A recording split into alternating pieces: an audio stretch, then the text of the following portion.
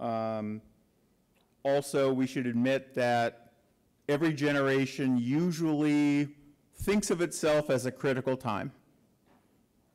You know, usually thinks that, boy, what we're doing now is really important. And to some extent that's true, but you know, there are times in which humanity is going down a nice slow moving river, and there are times when humanity is riding the rapids. And this is a time with regards to human spaceflight and our future in space that we're riding the rapids. So I would argue that things are a little bit more critical and a little bit more challenging right now. I don't say that this is a critical time because of any one thing that's going on.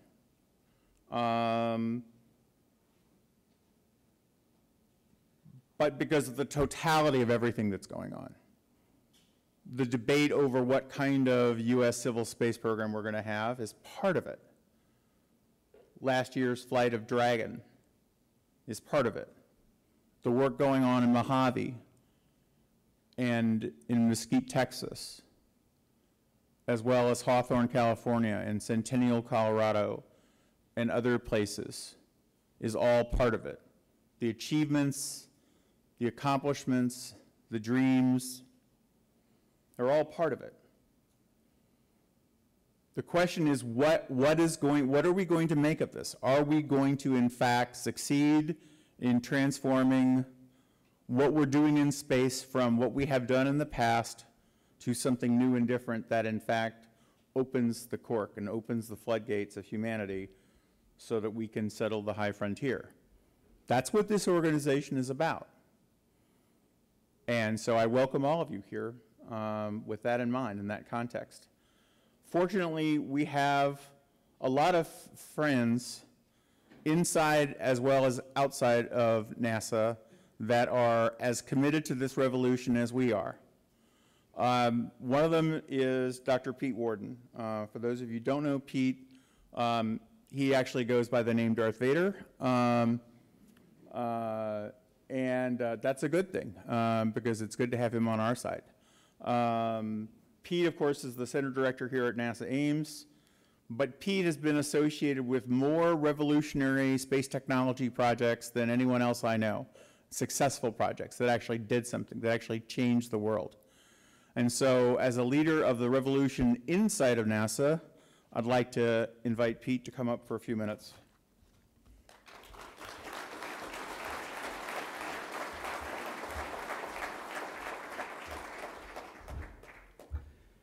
Thank you. Welcome to NASA Ames. I always say that NASA Ames is the coolest place in NASA, and if you look at the temperature at the other 9 centers, that certainly is true this week, so we're delighted to have everybody here today. As Jim said, this is truly an exciting time to be in the space program. I know everybody says it's always the most exciting time, but I think this is it. The controversy that's surrounded various things, I think, is good. It will help us come to the right conclusions. I have great confidence in our society, but I think the fundamental goals of this organization are quickly being adopted by our society, and you'll hear a lot more about these from other speakers, but just the way, so I can put it in my own words, is that the first one is that we are on the verge of humanity's permanent expansion into the solar system and beyond. We're going to do that. That's starting now. And that's only going to happen once in the history of mankind, and this country is leading it. So that is an incredibly exciting thing. Much of what NASA is doing and will do is devoted directly to that, including the technologies we're developing, the systems we're developing, and so forth.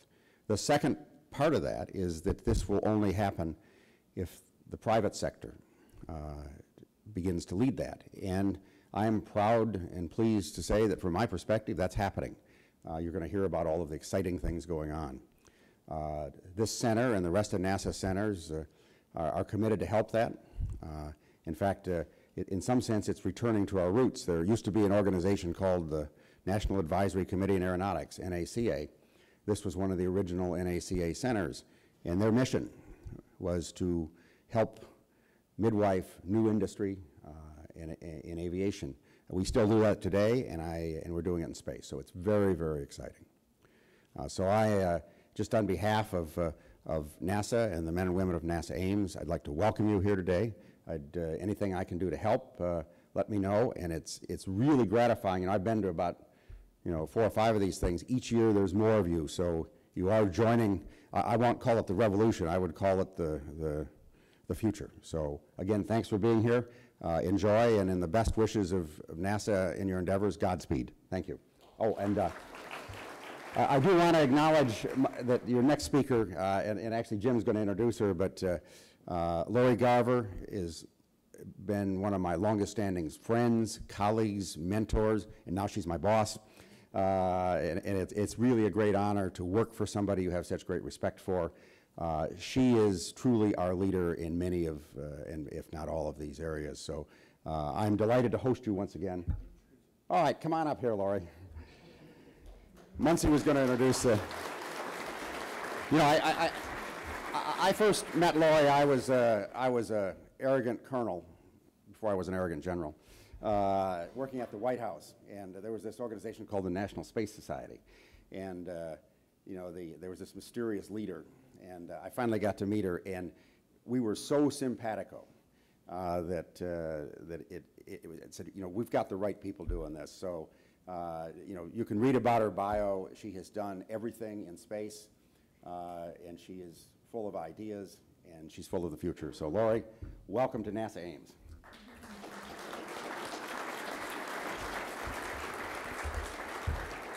Thank you, Pete. To have those of you who know Pete be introduced as his boss, is comical. Pete does not have a boss. I would never pretend to be his boss, and for that I am grateful. He is exactly the kind of creativity and innovation we need in government, and Ames is the best example of that we have. So it is wonderful to be here. I just walked in and haven't said hello, so thank you. And it is great to be at NewSpace. Thanks, Jim, the whole team. This is the future. I know that it has been coming a long time. When Pete and I met at the National Space Society, our goal was to create a spacefaring civilization that would expand humanity into space, create a spacefaring civilization. And when I came to NASA in the 90s, I really worked to do just a smaller part of creating a spacefaring civilization, because after all, that's not NASA's role. NASA has a sub-role of creating a spacefaring civilization. You all have the creation of a spacefaring civilization part, and NASA and the government play a unique, important part of that role. And we're very proud, because I know in the 90s we worked so hard to have an international space station that was built and permanently occupied. It has now been that for over 10 years, almost 11 years, and that's a spacefaring civilization, if you ask me. But communities beyond the Earth is something that you also can accept, in my view, on a space station. International community living and working off of the planet is something that NASA, with your help, has helped achieve. However, I know we want to go further, and the NASA role of developing those technologies to expand our horizons further is very, very important. But again, your role of helping there to be folks who follow is what's really going to be that civilization. So I want to thank you all. I know that you invited me last year. I couldn't come. I got an award last year. I accepted it on a video. This is all a very, very interesting coming home to me, because although the Space Frontier Foundation, lots of people have reminded me, well, they spun off of the National Space Society. Yes. Is Rick here? Rick Tomlinson? I know he's speaking tomorrow. So I remember the conversation with Rick. We were in a taxi on Capitol Hill when he turned to me and said he was going to start a separate organization than the National Space Society. National Space Society was just too bought into the status quo. We were too close to NASA and aerospace industry, and we needed to have this arm of the space movement that was taking stands that were more revolutionary than evolutionary. And I remember it being a very positive conversation, and we talked about, as we often do in the space community, trying to give the analogy to the environmental movement. So we, at the National Space Society, considered ourselves like the Sierra Club. And I have joked that the Space Frontier Foundation was the Earth Firsters of the space movement. Nails in the trees, like anything it takes. But the truth is, I would say in the 20 years, how long have you been around since that conversation? Space Frontier Foundation is sort of the Sierra Club, maybe Greenpeace, of the space movement. And I think what we all recognize is we'd be a lot better off if we were as big as any of those organizations. But being on the edge of pushing for this expansion into space is something that is no longer, I think, seen as revolutionary. In fact, it is evolutionary. And again, NASA's just doing its part. They wrote me a fabulous speech that I don't believe I can give you because you are like family to me. As Pete said, we grew up together, so many of us, and while I know that commercial space has become controversial at NASA, it is just a small part of what we are doing to try to create that spacefaring civilization. What they asked me to talk about this morning is what is being done inside the agency to promote favorable commercial space policy, and then what can be done to promote that human presence in space. And I guess instead of reading a speech on the way over, I was looking at the agenda. It seems like you all have put a lot more thought into what is being done and can be done in your agenda. So I just want to take the opportunity, since I'm the first speaker of the day, to go through the agenda and go on each topic and let you know where NASA is driving in this area, because you're going to hear from a lot of people on these topics. And so just to give you a policy sense of how we see it fitting in. I think you know that the whole basis and underpinning for what we are trying to do in this administration is return NASA to that more classical role of our 1958 Space Act of investing in technologies that will then help create the new markets so that the private sector can come in, benefit from this technology investment, scientific understandings, and then we move on to do the next hard thing. We aren't here to compete with the private sector. In fact, that's not legal. We are here, it is not a bad thing, it is what we should be doing in the government to open new markets, and this is a role we take very seriously. The issue, though, is that's not our only job. Our job is also to expand farther. Our vision statement today is to reach for new heights and reveal the unknown so that what we do and learn will benefit all humankind. Now, some of you may not be thrilled that it isn't to create a spacefaring civilization. Again, go back to the Space Act. That's not it. We're to push the envelope, learn new things. Why? Just to do them? No, to benefit all humankind. So what are some of the benefits to humankind? Certainly our aeronautics research programs, space science, earth science, and human exploration. How does human exploration benefit us? In my view, we as a civilization must explore and expand and settle to survive. This is something that, again, NASA only has a particular role in, but we take it quite seriously. So today, starting with the very first panel on suborbital spaceflight, I think you all know NASA's had a pretty strong policy these last couple of years with suborbital spaceflight. Worked very hard, although I give credit to the last administration. Mike Griffin started this program. In fact, I think it was $5 million a year when it came into NASA, but by the time we got confirmed and were there, you know, a lot of people, change is hard, and so we had backtracked a bit and not wanting to set separate money for private sector or for our researchers to go on private sector platforms. I think folks at NASA felt like it would undermine peer-reviewed science if we put payloads on these suborbital spacecraft without going through our typical peer review.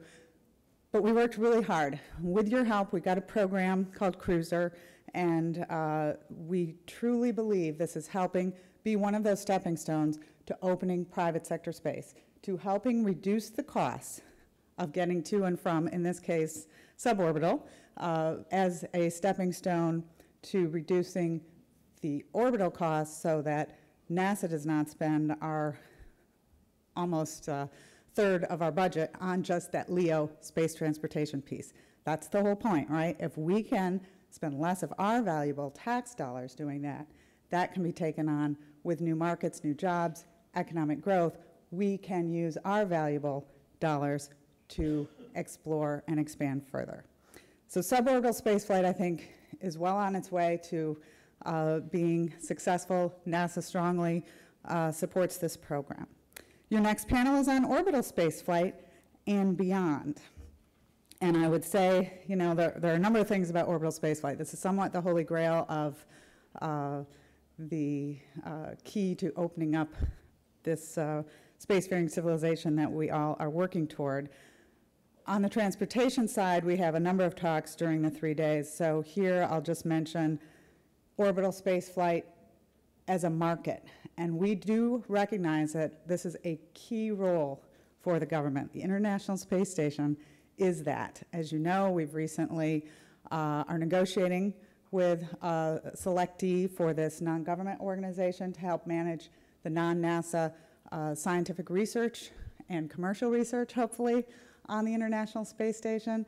And we feel that this is, again, that classical role of government where we are doing much of our research on the station, but need to start opening it up to others. And we also recognize we might not be the best people to select that non-government research. So I think it's a big breakthrough, and again, just something along the lines of where we know we need to head. Next up, you have a potential for government and commercial partnerships. Lots and lots of work on evolving the way we work with the private sector. 85% of NASA's dollars go to the private sector. This is not changing. What is changing is how we go about doing that. And how we go about doing that is only changing so we get better value for the taxpayer, so that we take what we spend in the private sector and help them to leverage that to bring in more private investment, more innovation, opening new markets, reducing costs, and providing economic gain. And this just isn't in commercial crew. I know that has gotten so much attention. We have had a number of successful programs at NASA in doing things in a different way. Sabatier is a way we get our water recycled on space station. We had negotiated that we buy the water by how much comes out in a way that doesn't have us investing in the infrastructure. It's flying, it's working. Yes, it took a while, but it's a great model for how we can do this kind of thing in the future. When I was at NASA in the 90s, I ran the policy office, and we did a review of government and commercial partnerships and how we could, in the government side, best incentivize the private sector. Number of things we came up with. Prizes. We drafted the first legislation for authority to give prizes at NASA. We based it on the DARPA language. We didn't happen to get it through in our administration. Luckily, the next one did, and we're still using it now. At that time, we were looking at government guaranteed loans. It didn't happen to work out, but it's another tool in our toolbox. Anchor tenancy, being that first buyer that can help grow new markets. We are actually the anchor tenant for transportation now on space station. If you look at first cargo and then crew, the whole point is we will pay for this service. So again, it can be offered to others at a lower cost, thereby reducing our marginal costs and going further. So partnerships, our relationship with the private sector is something that we need to expand beyond just a couple small programs at NASA. We are doing Google Lunar X Prize in a way that we think will really incentivize private sector to make their own investments and reach farther, and we need to find more ways to do that. So next up, I think on Friday, you have a discussion of the customer base and development for orbital scientific platforms. Already talked about that a bit. The ISS NGO is something that we feel strongly about. As we move further, our intention is to go beyond just the non-government, non-NASA research and possibly have the NGO be involved in our research as well. Exploring new markets. So we know we have worked with NIH on the ISS, but there are a number of things, again, that we feel can be done on ISS. We're probably not in the government best suited to choose those. It's a recognition of that that has been hard fought. NewSpace incubators and business plans and competitions. You've got a whole panel on that, and we are looking for, as I've mentioned, more opportunities for those types of activities. So I'll be looking forward to what you come up with there. So then we have a panel on war stories from the entrepreneurial frontier. I can't remember who's on this panel, but I would love to be. I guess I would have to wear a disguise right now. I can't give you many horror stories. I'll give you just one from the past, because I think enough time has gone where I can say it, but recognizing I think we still have these problems. When I was at NASA, I had worked on this a bit, but then in the private sector, I was a consultant to a company called Fisk Ventures. So S.C. Johnson's chairman, Fisk Johnson, was very, very interested in investing in microgravity research on space station. He had worked with us to identify scientifically the kinds of things that would best benefit from the microgravity environment and be something that would be tied to markets. He started a whole venture firm called Fisk Ventures in order to carry this out. He invested millions of his own dollars, and we worked with NASA for over 2 years to get a CRADA agreement. This gentleman was willing to put his own money into doing something that NASA says we want to do. He negotiated for the rights to use the bioreactor technology, and it took 2 years. By the time he actually flew, he'd paid a couple of $1 million for one of our astronauts to do the experiment on the space station, but unfortunately it was on Columbia, and therefore lost the research at completion of the mission, and he moved on to other things. Although I saw him a year ago, happened to be out skiing, and he's still very interested. So as soon as we get our act together, and I can absolutely guarantee him we could do an agreement in 2 weeks and not 2 years, I'm going to call him again. Something we really, really need to work on. Low-cost, reliable access to space. As I mentioned, you're going to be talking about that for the next 3 days. It is the key. We believe we have invested not only a reasonable, although small, part of our budget, but we've invested a lot of political capital in this, folks. I think you realize the President of the United States has decided this is an area for NASA to develop that is meaningful, that will open up space for all humanity. That's a tough choice. I was talking to someone the other day, oh, you know, you're doing all these things for political reasons. Nope. Does anyone think the president's gained like a lot of political ground over this shift at NASA? Probably would have been the politically conservative thing to do to stick with the plan, not cancel existing contracts, even though those contracts were leading human spaceflight off a cliff. We're taking us, the very first briefing I had at NASA, the Ares Orion was going to launch first in 2017. I had just had the briefing on space station deorbited in 2016. So I raised my hand, pushed my little microphone button. Excuse me, what's it going to do in 2017? What's its mission? How's it going to go forward?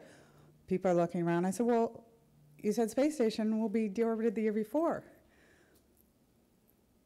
We weren't going to the moon until 2028. Who believes this nation would have continued to, for 10 years, have a launch vehicle without a destination? And by the way, we know we never had the money to even build the lunar lander by 2028. So I don't know, might have been Pete. Somebody was quoted saying we were going to spend all this money to crash into the moon and not actually land.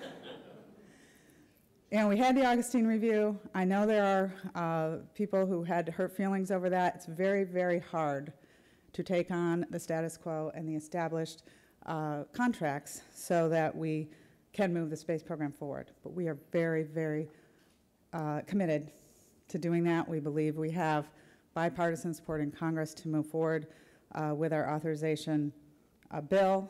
We believe we have bipartisan and both support both ends of Pennsylvania Avenue to do this, but change is hard. I guess it's Rick's luncheon talk that settlement is a verb. That's going to be, this is tomorrow. Welcome to the revolution. You guys know not to miss that. Settlement is something, again, that I think we accept now is a key reason, the key reason that we are moving forward in our space program. Again, NASA's job isn't settlement. NASA's job is unique. You all are carrying forward the tougher load of moving out as a society into space. International markets and that international frontier. You've got a panel on that. This is something NASA has also really tried to have people recognize we are much more open to. One of the reasons you do a capabilities-driven plan for exploring and expanding into space is you use the resources of the planet, not just this country. You've got a NASA report on commercial space industry by Hoyt Davidson, and I marked this here that, wow, don't even know about it, would love to hear about it. I won't be here Friday afternoon when this talk is, but I make a note, Brett, Rebecca, find me this report.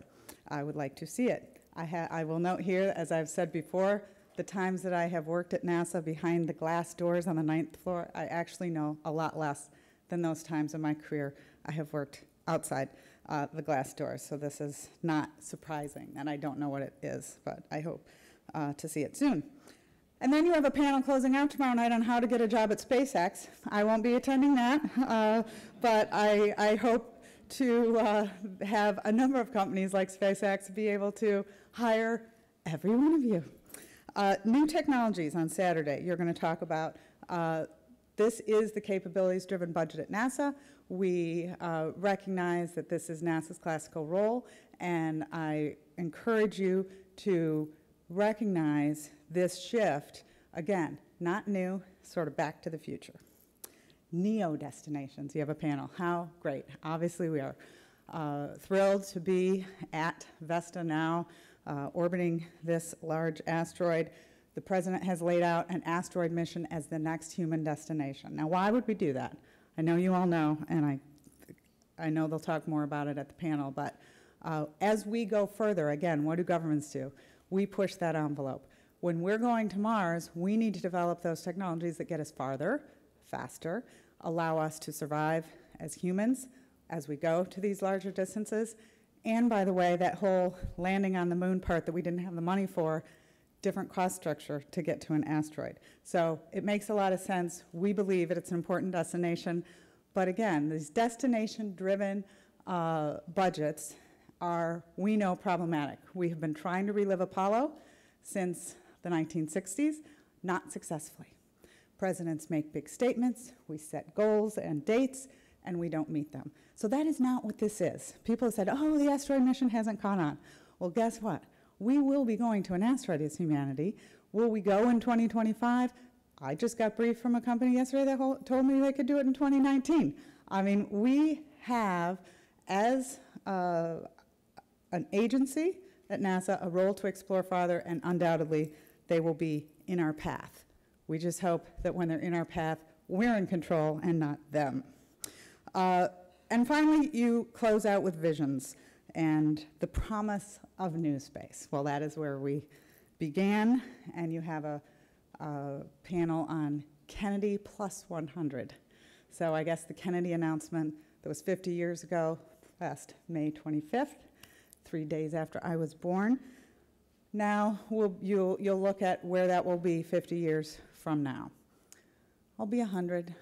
I'll come to your conference, and they can wheel me in, and we can talk about how far we have come. Or maybe our meeting will be on the moon. I always felt growing up that I would be a part of this expanding of civilization off the planet, whether my feet leave the planet or not. Some of you know I would love to do that and have made attempts to do that on my own, but it's not what motivates me. What motivates me is this march of civilization, leaving the world a better place than you found it. To me, there could be no greater calling than the survival of humanity, then discovering new things about how we are going to continue this great opportunity in our lives, as Pete said, to be here at this unique time when we take our first steps.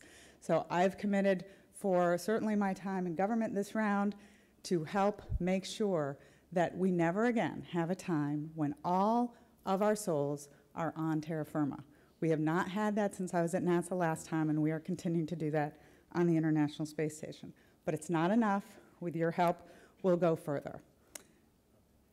Pete mentioned, yes, it's a great time to be at NASA, but I think you all know it's a challenging time too. We don't get to pick our times. I get a lot of questions in the media, and certainly over the last few weeks with the last shuttle flight, of what's it like to be at NASA now.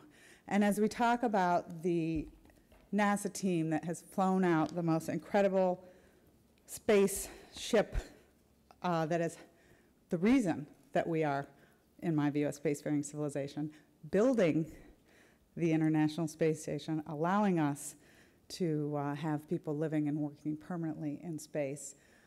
It's been tough. It's a tough thing to leave such an amazing program and to set your sights farther on the horizon. But I equate it to things like you don't get to choose when your teenagers are teenagers. And right now, I have a couple teenagers. Many of you knew them when they were born. And it's just what Pete said. It's the exciting time as well as the hard time. That is when change happens. That inflection point when you're turning the steering wheel from the right to the left, and it can be a dangerous time. You all have helped us get to this point, and we won't make the next steps without you. Thank you so much for everything you've done.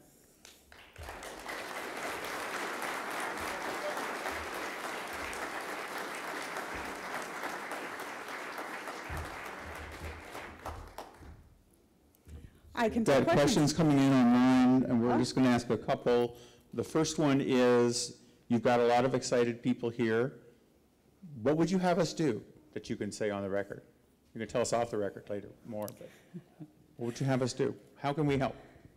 Well, as I said, you've been helping. We would not be here without you. I think that this placement of what it is we're doing in the larger picture is really important. We get into these debates in Washington about how the rocket's built, or exactly what configuration this architecture will have. Is that the important thing? You guys know the important thing, which is that we do this in a way that it doesn't take all of our NASA budget so that we can go further. So that's the whole driving point of this. I think the more we can communicate that this is about the bigger picture, the better.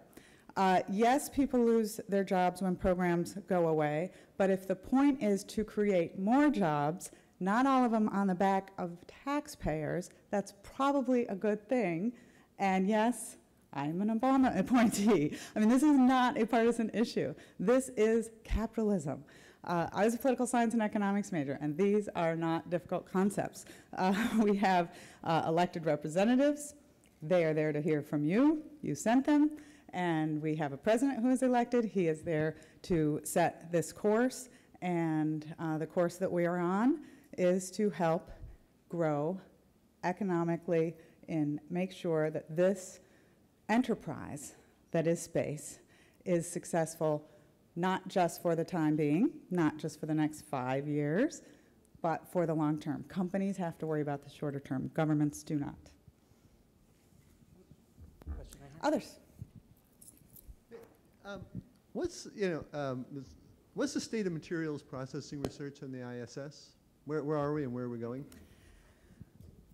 I don't feel I have full, I think we have a panel on, I don't know who's here from NASA, of where we are on it. I know it has been one of the couple of key things that we feel microgravity environment will help us develop the most.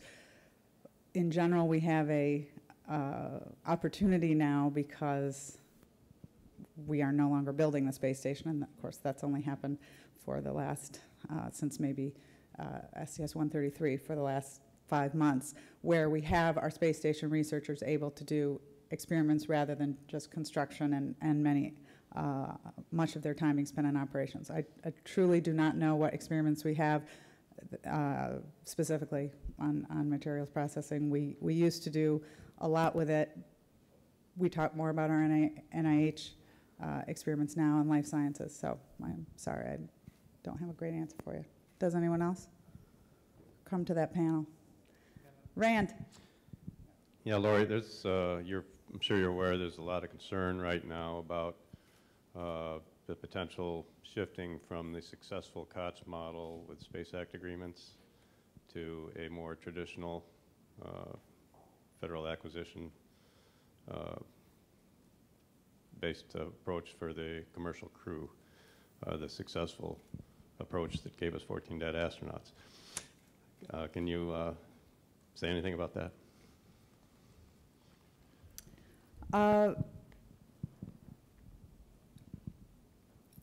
Also in response to the first question, don't give up on us. Don't let us off the hook. We work for you. People in the government, people in the aerospace that are doing cost-plus contracts aren't bad. It's all about incentives. And in my view, COTS work because the incentives were what they are. We have to structure programs so that those incentives are not there for us to add hundreds, thousands of requirements. Human spaceflight, our astronaut safety, is the heart and soul of NASA. It's very emotional for us. And it is going to be very hard for this transition from COTS to COTS-D. Even though, again, credit for the last administration, we've been on this path. It's not new. I see people working toward the same goals, but don't let us off the hook. This is too big to fail, too important to fail, and we need to, even if a structure is chosen that you don't believe is going to provide the best incentives within that, we need to provide the best incentives. We also need to do this, I think, in concert with, there was a big industry meeting last week, what it is that the people who are actually investing in these programs feel is necessary, and we are taking that into consideration. But I guess I would just ask you not to take us off the hook. Is that it? Thanks.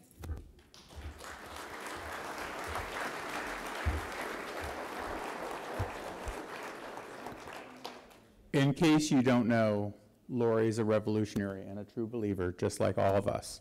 Thank you again.